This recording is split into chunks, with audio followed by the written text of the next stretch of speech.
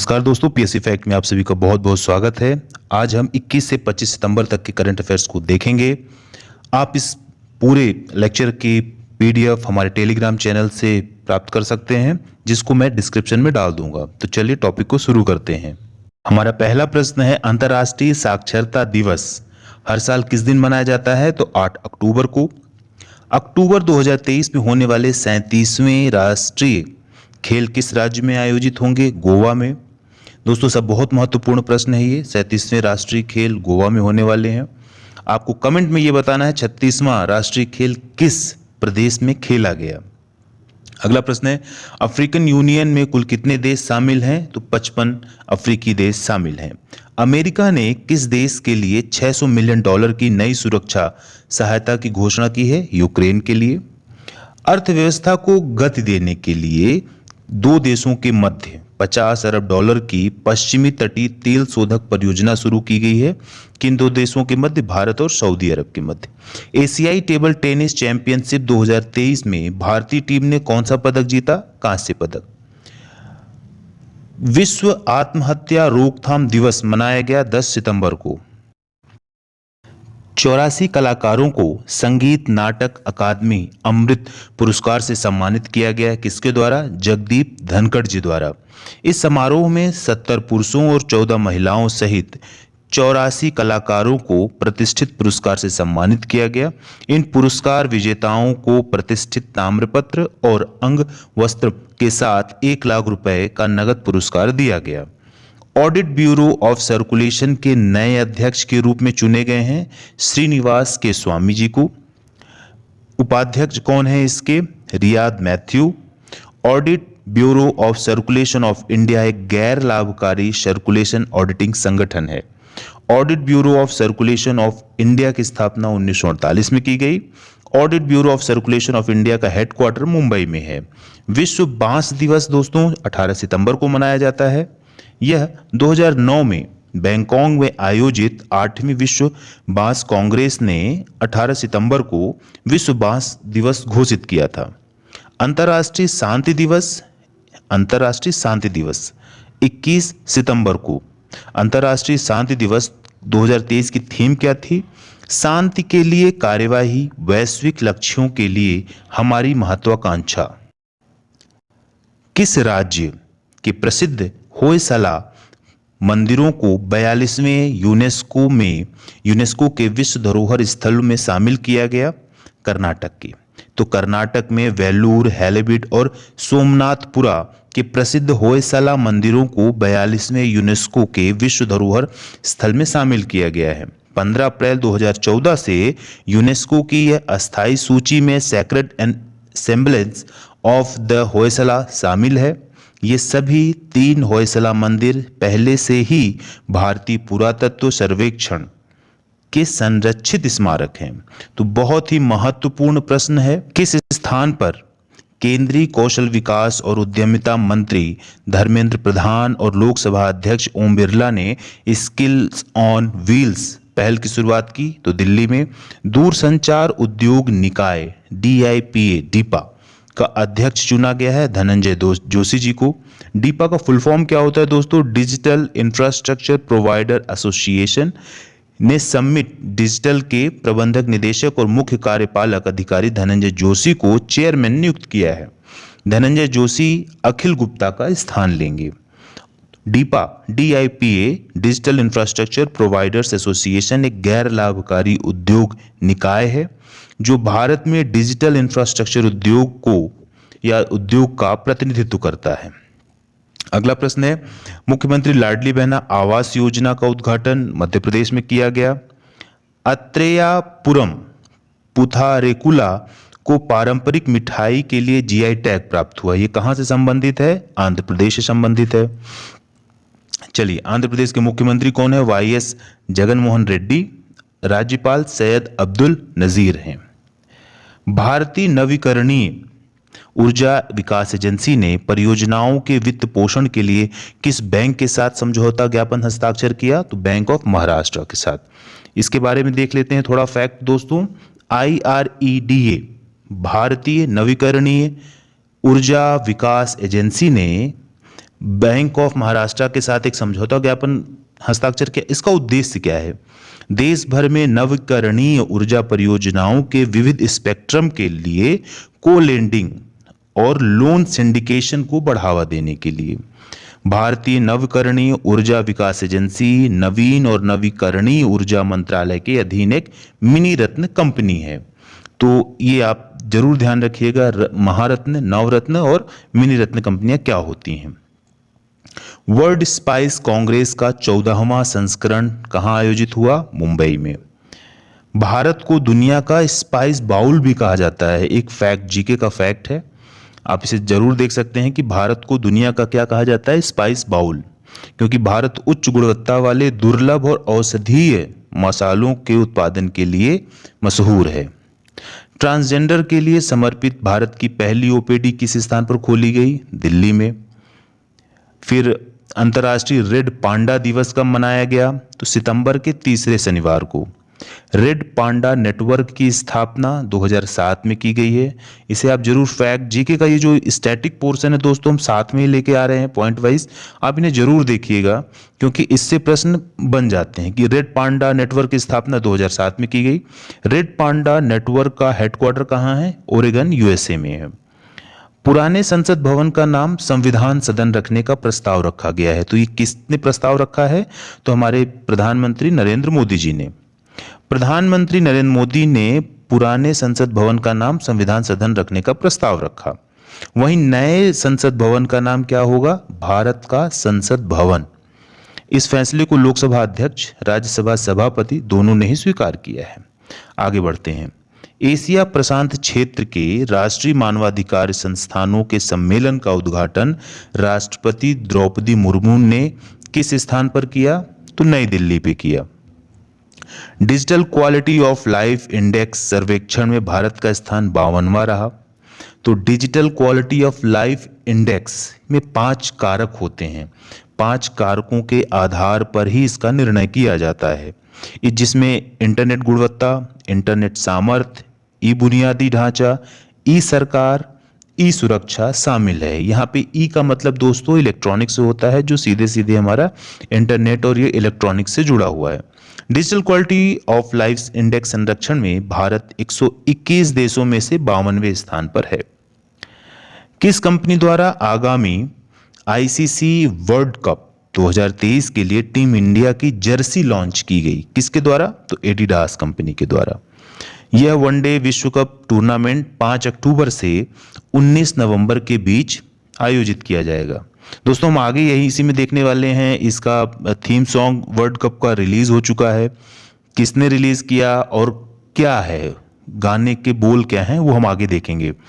विश्व अल्जाइमर दिवस कब मनाया जाता है? 21 सितंबर को। इस बार का थीम क्या थी? Never too early, never too late. Bharat सरकार ने किस देश के शीर्ष राजनयिक को निष्कासित किया? कनाडा के। कहाँ 3 साल बाद गांधी वॉक फिर से शुरू हुआ? जोहान्सबर्ग में। केंद्रीय मंत्री ज्योतिरादित्य सिंधिया ने कहाँ उड़ान भवन का उद्घाटन किया? दिल्ली में। किस राज्य के मुख्यमंत्री हेमंत विश्व शर्मा को सिंगापुर के शीर्ष fellowship Lee Kuan Yew exchange fellowship से सम्मानित किया गया? असम। तो हेमंत विश्व शर्मा किस प्रदेश के मुख्यमंत्री हैं? असम के। यूपी में पहली बार दिव्यांग जनों का महाकुंभ आयोजित किया जाएगा। कहां? वाराणसी में। वाराणसी से एक फैक्ट और देखेंगे, क्योंकि आदरणीय मोदी जी ने, प्रधानमंत्री महोदय ने यहाँ पे एक स्टेडियम का भी उद्घाटन किया है, उसको हम आगे देखने वाले हैं। पैरा कमांडो बनने वाली पहली भारतीय महिला मेजर पायल छाबड़ा हैं। लोकसभा में महिलाओं में कौन सा विधेयक पारित किया गया? महिलाओं के लिए नारी शक्ति वंदन विधेयक 2023। कुछ महत्वपूर्ण बिंदु देख लेते हैं जो हमारे परीक्षा की दृष्टि से बहुत ही महत्वपूर्ण है। तो नारी शक्ति वंदन विधेयक 2023, सबसे पहले ये विधेयक में क्या था? 1/3 आरक्षण देने की बात कही गई है महिलाओं को। यह विधेयक किस क्रम का होगा? 128वें संविधान संशोधन विधेयक को लोकसभा ने हाल ही में 2/3 बहुमत से पारित कर नारी सशक्तिकरण की दिशा में एक ऐतिहासिक निर्णय लिया है? तो यह 128वां संविधान संशोधन विधेयक होगा। ओडिशा विधानसभा की पहली महिला अध्यक्ष, ओडिशा विधानसभा की पहली महिला अध्यक्ष प्रमिला मलिक हैं। एशियन गेम्स 2023 के उद्घाटन समारोह में भारत की तरफ से किन्हें ध्वजवाहक बनाया गया? हरमनप्रीत सिंह और लवलीना बोरगोहेन को। सिंधु जल विवाद पर भारत और पाकिस्तान के बीच बैठक कहां हुई? वियना में। अंतर्राष्ट्रीय पुलिस सहयोग दिवस मनाया जाता है 7 सितंबर को। ओईसीडी ने वित्त वर्ष 2024 में भारत की विकास दर कितने प्रतिशत रहने का अनुमान लगाया है? तो 6.3%। वैश्विक कौशल शिखर सम्मेलन का 14वां संस्करण शुरू हुआ दिल्ली में। नुआखाई जुहार त्योहार ओडिशा में मनाया गया। प्रधानमंत्री मोदी ने भगवान शिव थीम वाले स्टेडियम की आधारशिला कहां रखी? वाराणसी में। पीएम मोदी ने किस देश के राष्ट्रपति को गणतंत्र दिवस पर मुख्य अतिथि बनने को आमंत्रित किया है? तो अमेरिका के। नई दिल्ली के विज्ञान भवन में आयोजित अंतर्राष्ट्रीय वकील सम्मेलन 2023 का उद्घाटन किसने किया? मोदी जी ने, नरेंद्र मोदी जी ने। ठीक है, इस बार का जो थीम रहा, किस विषय पर चर्चा हुई? तो emerging challenges in justice delivery system पे चर्चा हुई। उद्देश्य क्या होगा देख लेते हैं। राष्ट्रीय और अंतर्राष्ट्रीय महत्व के कानूनी मुद्दों पर चर्चा की सुविधा प्रदान करना। पीएम नरेंद्र मोदी, ये फिर से हमारा क्वेश्चन रिपीट हुआ है, इसमें हम जीके के फैक्ट भी आपको देंगे। तो पीएम नरेंद्र मोदी ने 26 जनवरी 2024 को गणतंत्र दिवस समारोह के लिए मुख्य अतिथि बनने के लिए किसे आमंत्रित किया? Joe Biden. कहाँ के राष्ट्रपति हैं? कहाँ के हैं? अमेरिका के हैं। ठीक है, अब तो अगर जो बिडेन ये एक्सेप्ट कर लेते हैं इनविटेशन तो ये दूसरे हो जाएंगे। ठीक है, 2022 में गणतंत्र दिवस समारोह में मुख्य अतिथि कौन थे? तो मिस्र के राष्ट्रपति अब्देल फताह अल सीसी थे। तो 2022 के कौन रहे? अब्देल फताह अल सीसी। 2024 में कौन हो सकते हैं? Joe Biden. जो बिडेन के पहले कौन से राष्ट्रपति थे जो थे आमंत्रित? ओबामा, बराक ओबामा, वर्ष 2015 में। सत्यजीत रे फिल्म एवं टेलीविजन संस्थान के अध्यक्ष कौन हुए हैं? सुरेश गोपी। सुरेश गोपी एक मलयालम अभिनेता, राजनेता और पूर्व राज्यसभा सांसद भी रह चुके हैं। उन्हें कलियाट्टम, कमिश्नर और पप्पन जैसी फिल्मों के लिए जाना जाता है।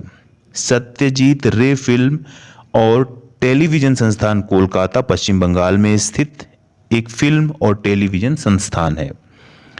सर्बिया के बेलग्रेड में आयोजित विश्व चैंपियनशिप 2023 में किस भारतीय पहलवान ने कांस्य पदक जीता? अंतिम पंघाल ने। प्रधानमंत्री किसान सम्मान निधि योजना के लिए एआई आर्टिफिशियल इंटेलिजेंस चैटबॉट का अनावरण कैलाश चौधरी ने किया। कैलाश चौधरी जी कौन हैं? केंद्रीय कृषि एवं किसान कल्याण राज्य मंत्री। श्री कैलाश चौधरी ने प्रधानमंत्री किसान सम्मान निधि योजना के लिए एआई चैटबॉट का अनावरण किया। इसका उद्देश्य दोस्तों क्या होगा? किसानों को अनुकूल और सुलभ मंच के साथ सशक्त बनाना है।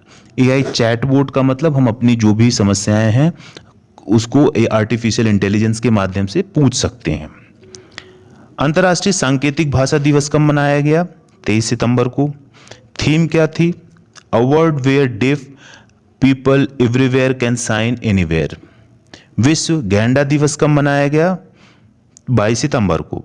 पहली बार 2010 में WWF दक्षिण अफ्रीका द्वारा विश्व गैंडा दिवस मनाए जाने की घोषणा की गई थी। यह एक वैश्विक पहल है जिसका लक्ष्य दुनिया भर में गैंडा प्रजातियों के सामने आने वाली महत्वपूर्ण चुनौतियों के बारे में जागरूकता बढ़ाना है। अगला प्रश्न बहुत ही महत्वपूर्ण। बोरलॉग फील्ड अवार्ड 2023 के प्राप्तकर्ता स्वाति नायक। उड़िया वैज्ञानिक, उड़ीसा से संबंधित हैं ये, उड़िया वैज्ञानिक स्वाति नायक को बोरलॉग फील्ड अवार्ड 2023 प्रदान किया गया। स्वाति नायक वर्तमान में फिलीपींस स्थित CGIAR international rice research institute में बीज प्रणाली और उत्पाद प्रबंधन के लिए एक वैज्ञानिक और दक्षिण एशिया प्रमुख के रूप में कार्यरत हैं। यह पुरस्कार स्वाति नायक को विश्व खाद्य पुरस्कार की प्रतिष्ठित चयन ज्यूरी द्वारा प्रदान किया गया है। भारतीय भूवैज्ञानिक सर्वेक्षण द्वारा गुजरात के किस जिले में खंभात की खाड़ी से एकत्र किए गए नमूनों में से वेनेडियम खोजा गया? तो भावनगर। वेनेडियम अपने आप में एक विशिष्ट धातु है, एक दुर्लभ तत्व है। इसका प्राथमिक स्रोत टाइटेनोमैग्नेटाइट है। विश्व का 88% वेनेडियम इसी से निकाला जाता है। इसका उपयोग क्या है दोस्तों? स्टील और टाइटेनियम को मजबूत करने के लिए किया जाता है। संक्षारण और उच्च तापमान के प्रति इसके स्थायित्व के कारण इसका उपयोग जेट इंजन भागों और विद्युत घटकों में भी किया जाता है। ओंकारेश्वर में आदि शंकराचार्य जी की 108 फीट ऊंची प्रतिमा का अनावरण मध्य प्रदेश के मुख्यमंत्री शिवराज सिंह चौहान द्वारा किया गया। इसको नाम क्या दिया गया है? Statue of oneness. खास बात यह है कि आदि शंकराचार्य जी का ये जो प्रतिमा है स्टैच्यू ऑफ वननेस, यह 12 साल के बच्चे के रूप में इन्हें चित्रित किया गया है। भारत और सिंगापुर की नौसेना के बीच सिम्बेक्स 2023 नामक युद्धाभ्यास का आयोजन कहाँ हुआ? सिंगापुर में। कब से हो रहा है? 1994 से। किस शहर में 3 दिवसीय उत्सव नदी उत्सव शुरू किया गया? दिल्ली में। विश्व गुलाब दिवस 22 सितंबर को मनाया गया। वर्ल्ड कप 2023 का एंथम क्या है? एंथम रिलीज हो गया। संगीतकार कौन है? सबसे प्रमुख क्वेश्चन, प्रीतम। बोल क्या है? दिल जश्न बोले। तो ये रहा दोस्तों हमारा 21 से 25 सितंबर तक का करंट अफेयर्स। आशा करते हैं आपको बहुत पसंद आएगा। आप जरूर कमेंट करिएगा, लाइक करिएगा। आगामी एमपीपीएससी एग्जाम को ध्यान में रखते हुए फैक्ट्स को तैयार किया गया है। कोशिश लगातार जारी रहेगी बेहतर करने के लिए। मिलते हैं नेक्स्ट वीडियो में, तब तक के लिए धन्यवाद।